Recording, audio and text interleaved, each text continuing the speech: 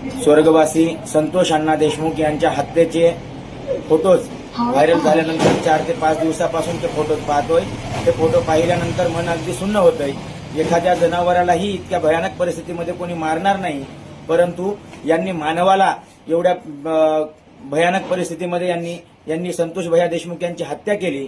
आणि या हत्येचा मुख्य सूत्रधार असलेला माजी मंत्री धनंजय मुंडे हा अजूनही बाहेरच आहे.